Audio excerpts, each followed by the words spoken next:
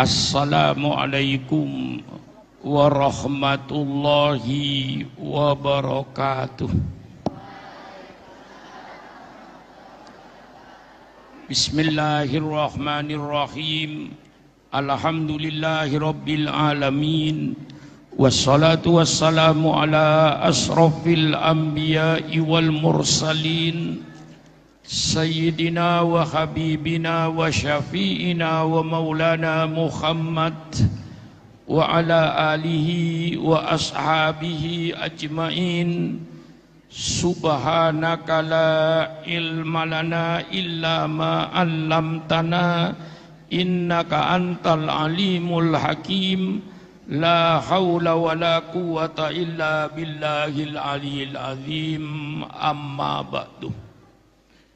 Seluruh majelis guru yang saya hormati, anak-anakku sekalian, marilah kita memanjatkan puji dan syukur kehadirat Allah Subhanahu wa taala. Alhamdulillah, pada pagi hari ini kita dapat berkumpul bersama-sama dalam rangka memperingati Hari Kemerdekaan Republik Indonesia yang ke-80 yang harus kita syukuri bersama-sama. Lepas daripada penjajahan Belanda, ini seluruhnya dengan berkah rahmat daripada Allah Subhanahu wa taala, sebagaimana dikatakan dalam pembukaan Undang-Undang Dasar 45. Anak-anakku sekalian, dalam kesempatan ini saya mau menyampaikan sejarah bangsa Indonesia secara global. Suatu hal yang tidak pantas kalau warga negara Republik Indonesia tidak tahu pada sejarah bangsanya. Apalagi pemimpin-pemimpin bangsa, sangat aib kalau tidak tahu sejarah bangsanya. Saya akan menceritakan sejarah bangsa ini secara global. 1500 tahun sebelum tarikh Masehi terjadilah emigran, perpindahan bangsa-bangsa secara besar-besaran, di mana penduduk dataran tinggi Tibet di Tiongkok diserang oleh bangsa Arya dari Eropa, sehingga mereka lari ke sebelah timur. Mereka lari ke sebelah timur sampai ke Asia Tenggara, dan ada yang menyeberang ke Indonesia ini. Maka bangsa Indonesia yang ada ini sebenarnya termasuk imigran, bukan asli bangsa Indonesia. 1500 tahun sebelum tarikh Masehi. Sekarang tarikh Masehi 2025, berarti 3500 tahun yang lalu terjadilah perpindahan bangsa-bangsa, termasuk perpindahan itu ke Indonesia.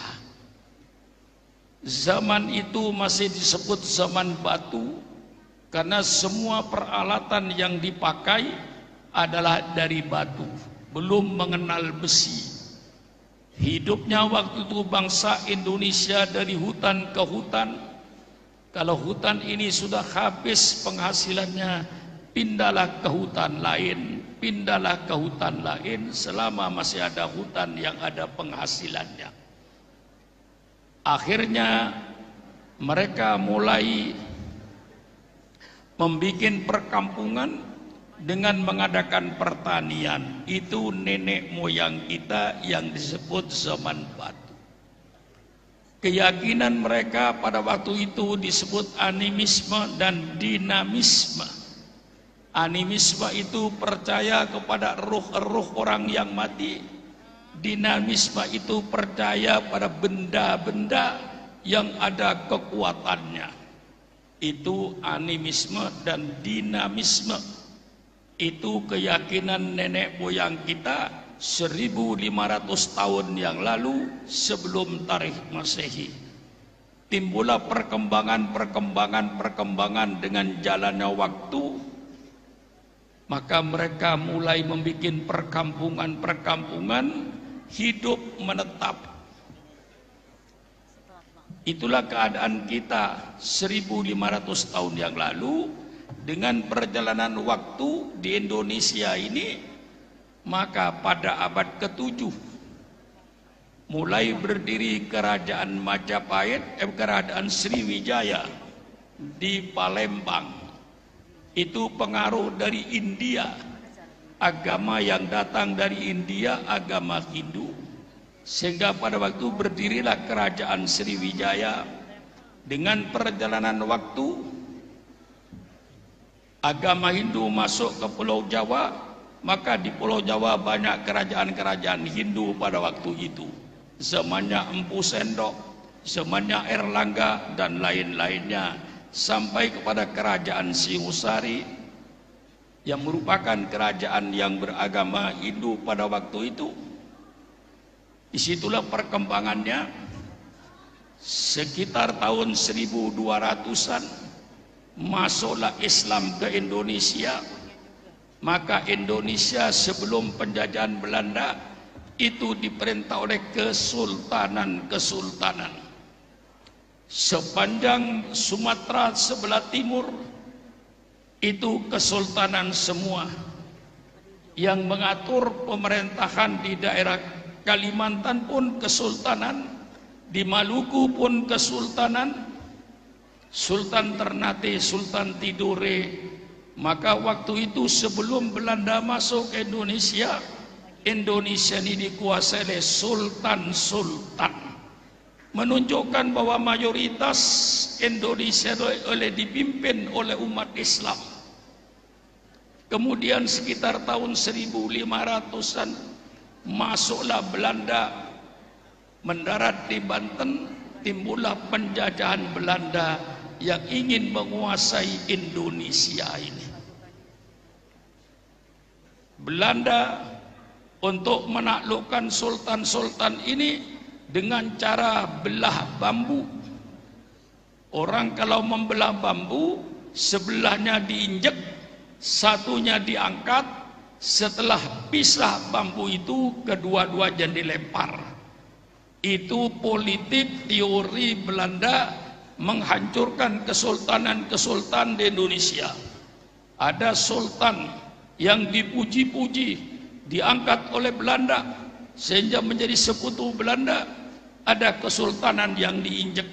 Itu teori Belanda dalam rangka menghancurkan kesultanan-kesultanan di Indonesia. Jadi Indonesia ini dipimpin oleh kesultanan. Di Sulawesi Kesultanan Sultan Boni, di Kalimantan Kesultanan Sultan Pontianak, dan banyak lagi kesultanan-kesultanan di Kalimantan Timur.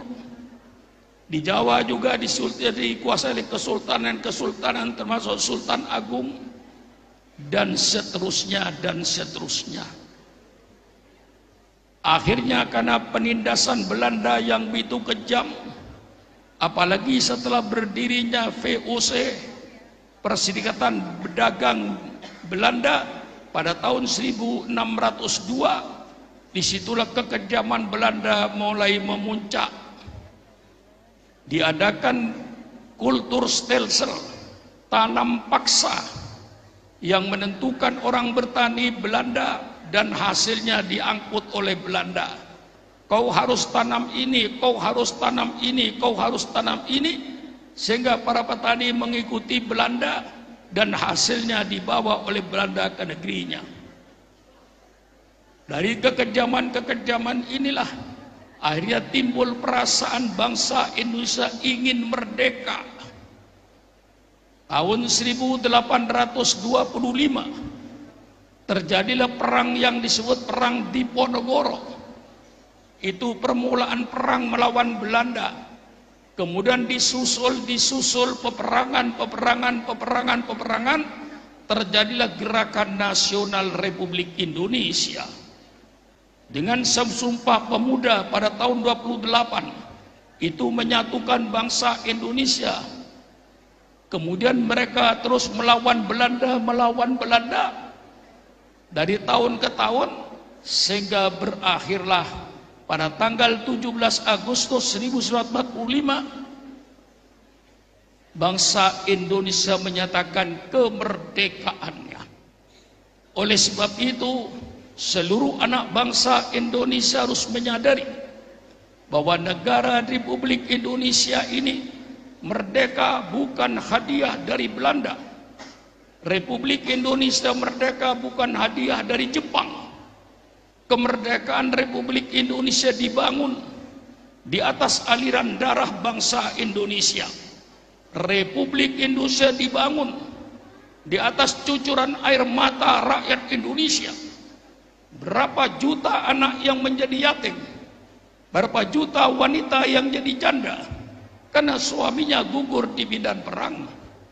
Oleh sebab itu, pemimpin-pemimpin bangsa yang ada sekarang ini, saya mengharapkan agar tahu sejarah bangsanya bahwa Indonesia dibangun di atas aliran darah dan air mata bangsa Indonesia.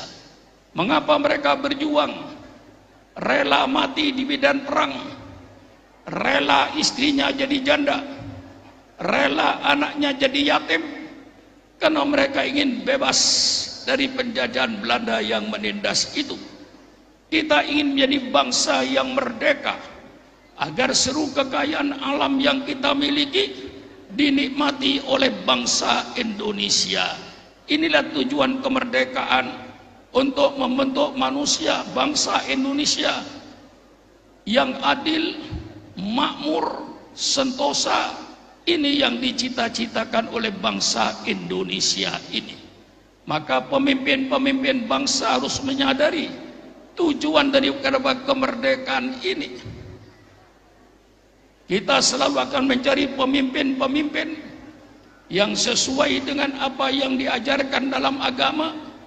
Kita mencari pemimpin yang kriterianya siddiq, amanah, tabligh, fatonah. Ini politik Islam. Dalam kepemimpinan politik Islam jelas, pemimpin itu harus siddiq, pemimpin yang jujur, bukan pemimpin yang bohong, bukan pemimpin yang pandai merekayasa pencitraan. Pemimpin-pemimpin yang merekayasa pencitraan itu pemimpin bohong, pemimpin yang tidak boleh dipercaya. Siapa? Pemimpin-pemimpin yang merekayasa pencitraan.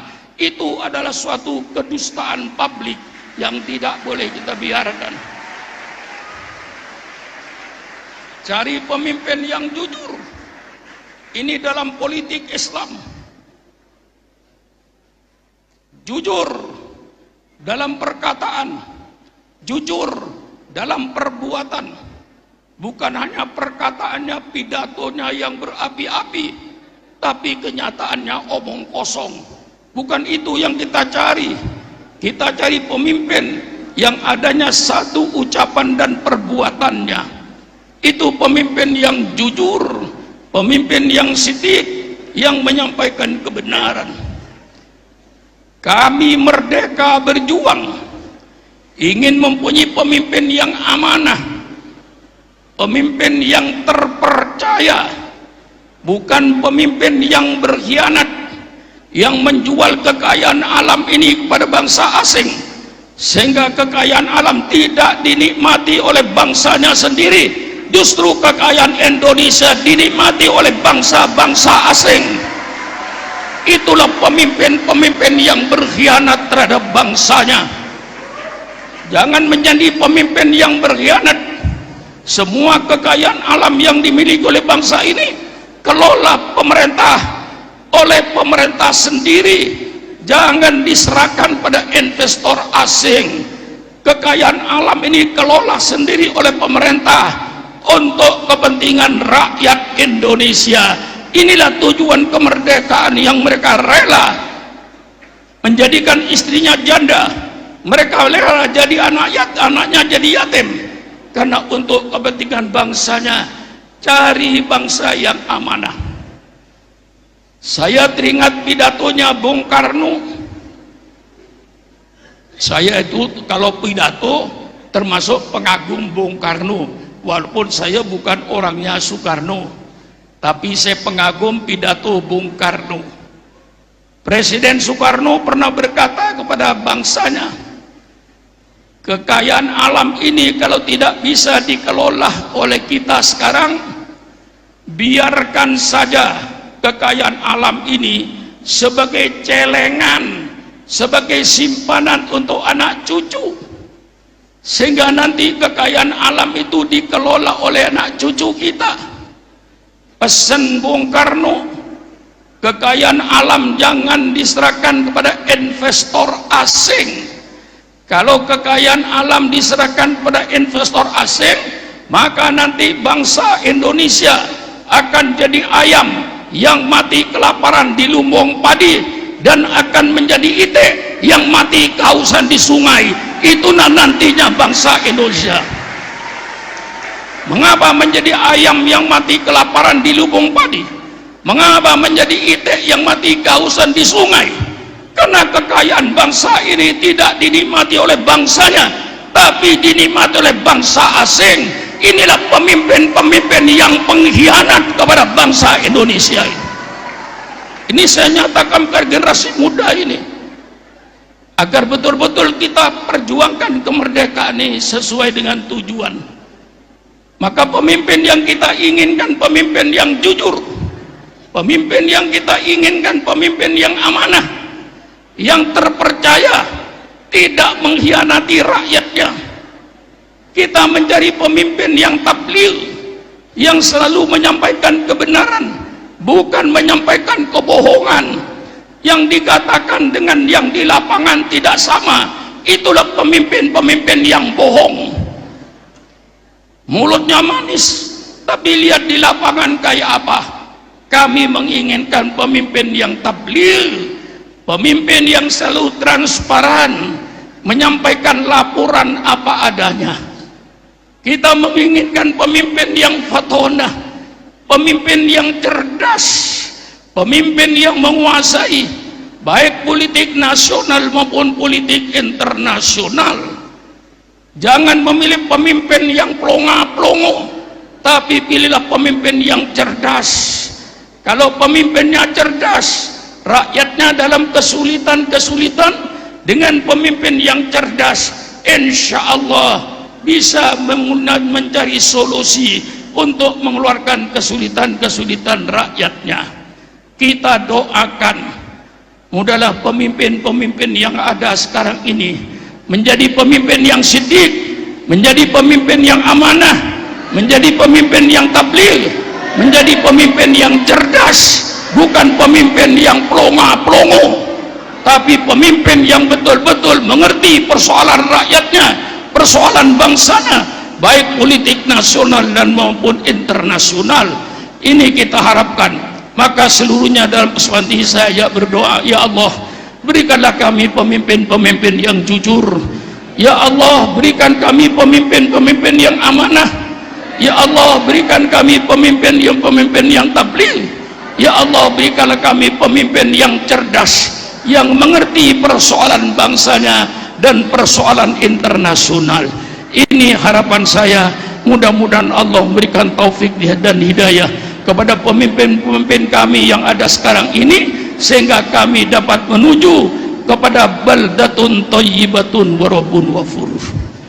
Inilah barangkali kesempatan saya dalam memperingati 17 Agustus ini, memperingati sejarah bangsanya, bahwa Indonesia dibangun di atas aliran darah. Bangsa Indonesia dibangun di atas aliran air mata bangsa Indonesia. Maka yang memimpin bangsa sekali harus hati-hati, kualat para pahlawan.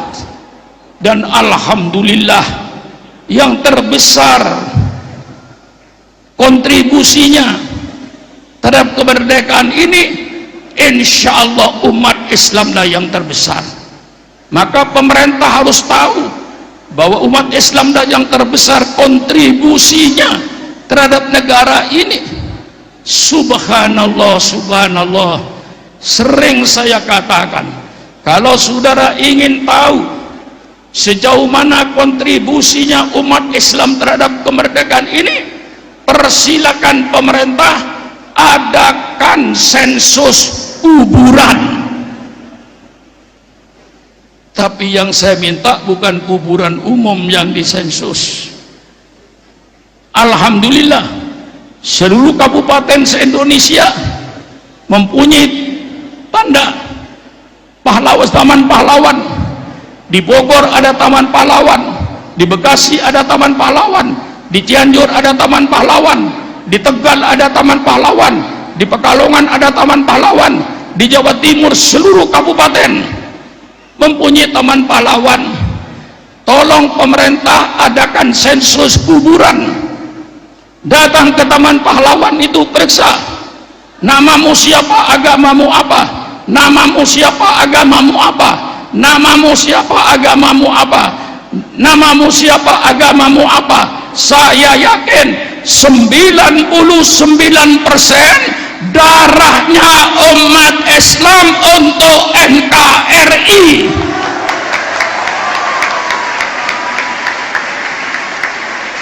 Ini fakta, bukan sekolah makmun omong kosong tanpa bukti. Buktinya jelas, kuburan taman pahlawan itulah. Dan seandainya tidak karena ulama, insya Allah NKRI tidak ada. Untuk menjelang kemerdekaan, Bung Karno membuat panitia 60 orang untuk mencari formatnya negara ini. Gagal, deadlock, tidak mendapatkan hasil. Akhirnya Bung Karno membuat 9 orang panitia untuk mencari formatnya negara ini.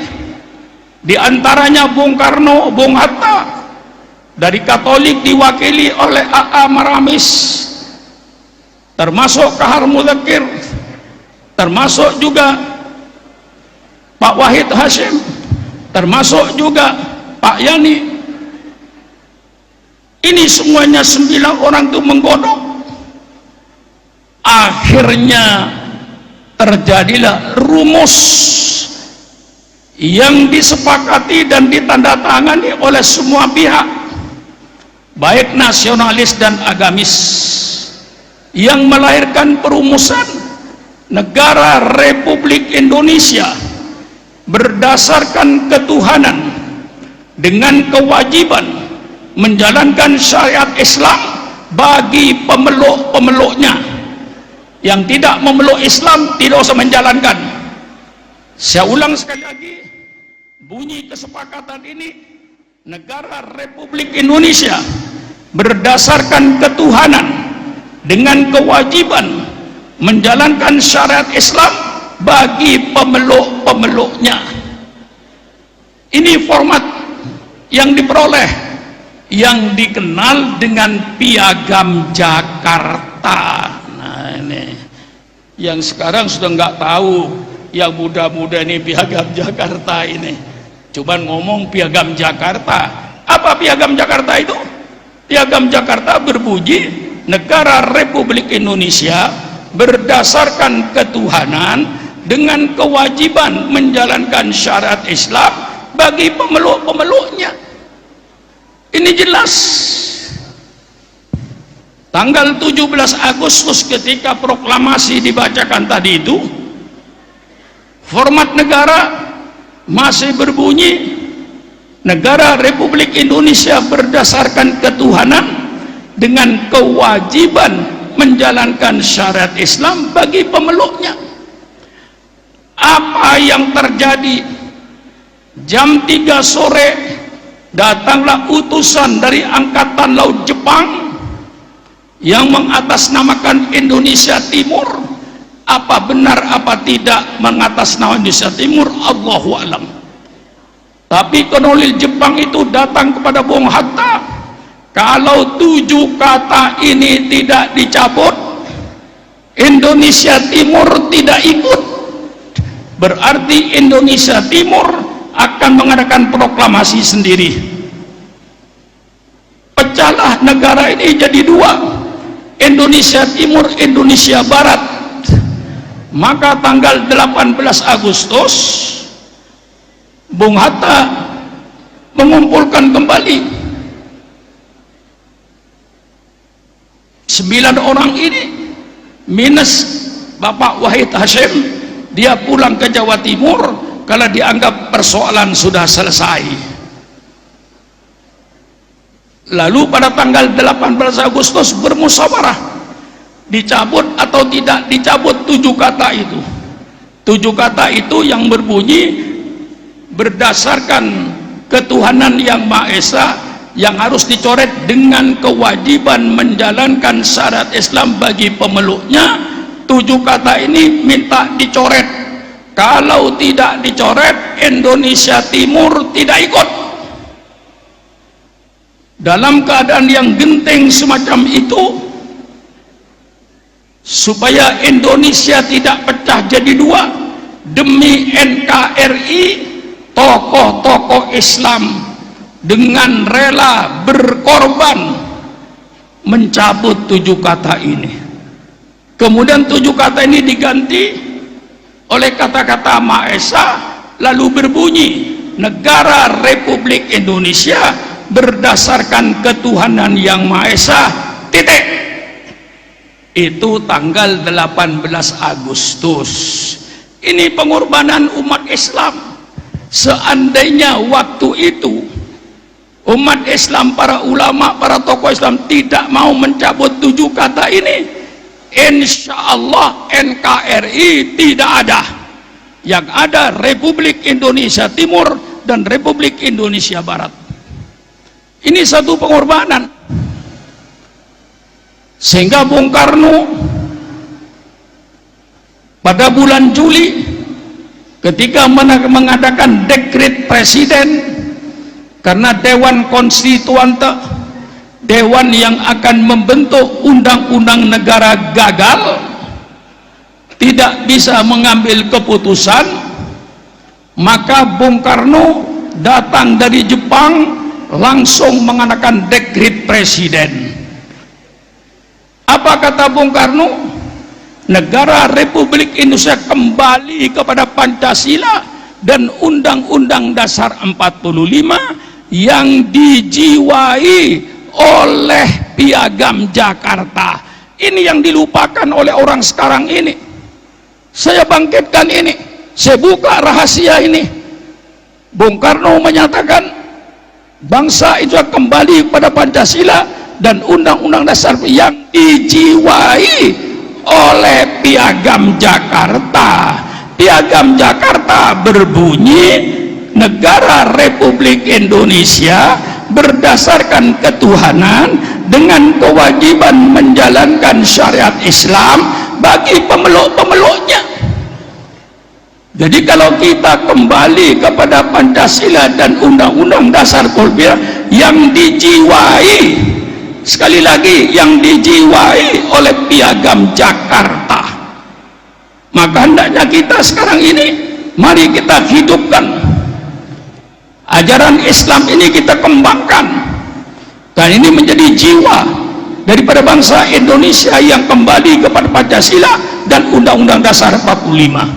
Ini sejarah yang saya baca, bukunya di laci saya ada, cuman sudah koyak-koyak ya, karena sering dipegang, sering dibaca, sering dipegang, tapi saya simpen dengan baik tentang sejarah Piagam Jakarta ini.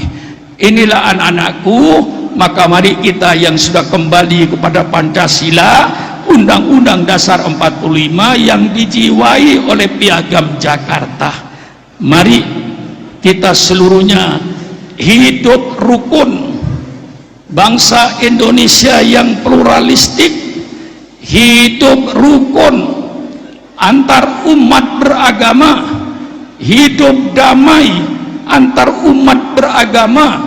Ini yang diharapkan dalam negara yang pluralistik ini. Saling menghormati, saling menghormati antar umat beragama, tetapi tidak membenarkan semua agama membenarkan semua agama hukumnya murtad, kafir. Itu jelas. Kalau toleransi, umat Islam tidak usah diajar. Umat Islam paling toleransi. Ayat-ayat Allah yang membuat kita toleransi.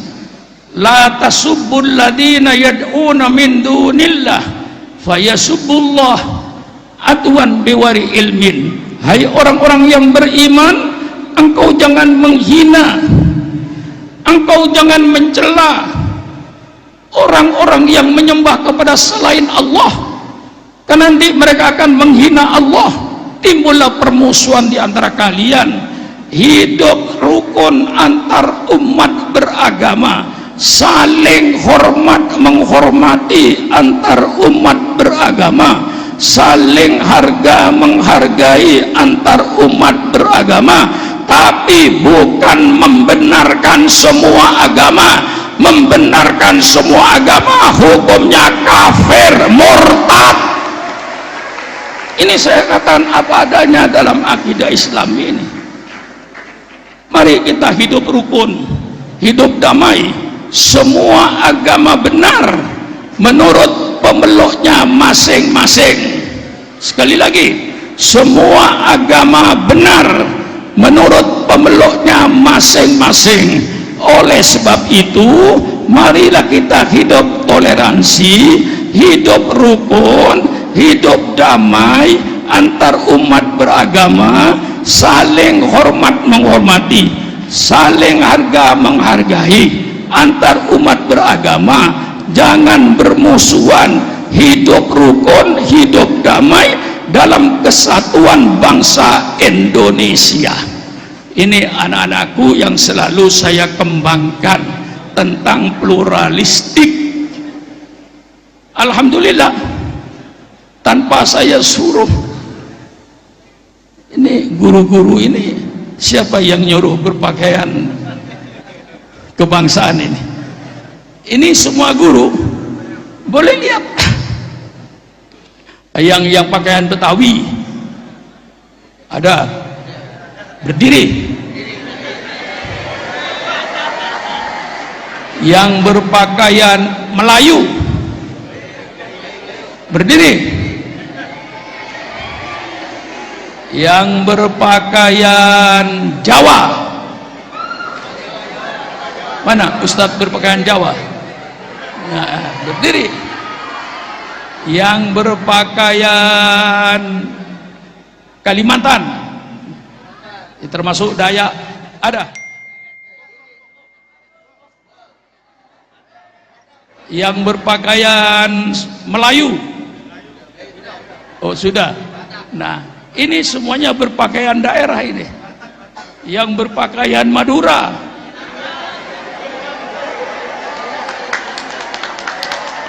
ini dengan celuritnya. Nah,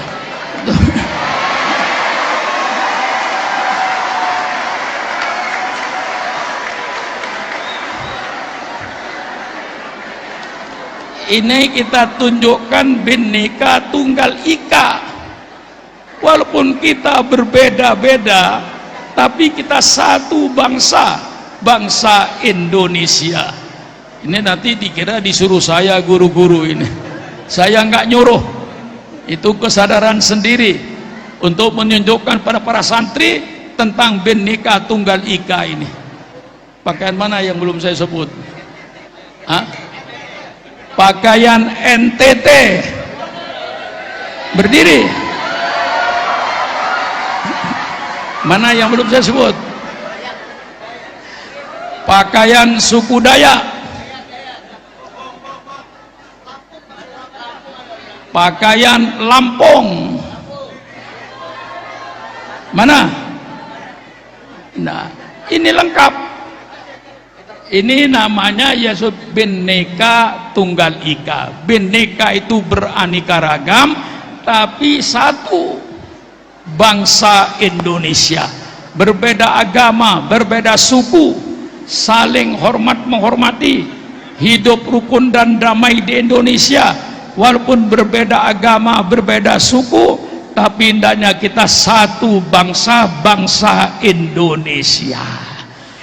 Nah, inilah barangkali yang pantas 17 Agustus itu menceritakan sejarah bangsanya. Sekian, kurang lebihnya saya minta maaf. Wallahul muwaffiq ila aqwamit thoriq. Wassalamualaikum warahmatullahi wabarakatuh.